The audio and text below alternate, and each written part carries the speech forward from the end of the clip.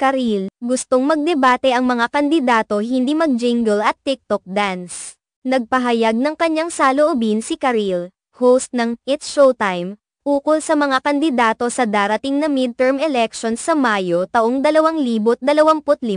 Sa isang panayam sa isang radio show, sinabi ni Karil na mas nais niyang makita ang mga kandidato na nakikipagdebate tungkol sa mga mahahalagang isyu sa bansa kaysa makita ang kanilang mga jingle o TikTok dance. Ayon kay Karil, mahalaga na bilang mga botante, magkaroon tayo ng mga tanong at hilingin sa mga kandidato na magbigay ng mas detalyadong impormasyon ukol sa kanilang mga plataporma at pananaw. We have to demand it as voters, as people. It is our job as voters to be more noisy about. Right namin to, right namin na mapanood kayo, paliwanag ni Karil. Binanggit din niya na bilang mga mamamayan, responsibilidad natin na tiyakin na ang mga kandidato ay magbibigay ng makatarungan at malinaw na sagot sa mga isyong kinakaharap ng bansa. Dagdag pa ni Karil, hindi sapat ang makikita lamang ang mga jingle at sayaw ng mga kandidato sa social media o sa mga komersyal.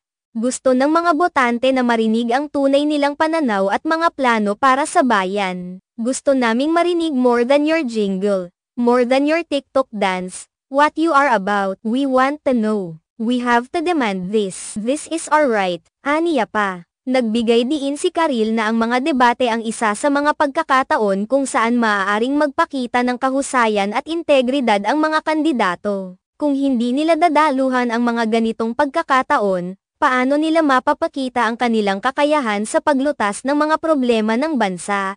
Saan natin sila maririnig kung hindi sila pumupunta sa mga debate? Tanong ni Karil. Ang mga pahayag ni Karil ay nagsilbing paalala na bilang mga mamamayan, may karapatan tayong humingi ng mas malinaw at mas konkretong mga sagot mula sa mga kandidato hinggil sa mga isyu na may kinalaman sa ating bansa. Hindi sapat na ang mga kandidato ay umaasa lamang sa mga popular na paraan ng pag-abot sa mga botante tulad ng jingle o social media content. Ang tunay na pagdedebate at pagpapakita ng kanilang mga plano sa bayan ang dapat na mas pinahahalagahan sa mga susunod na halalan.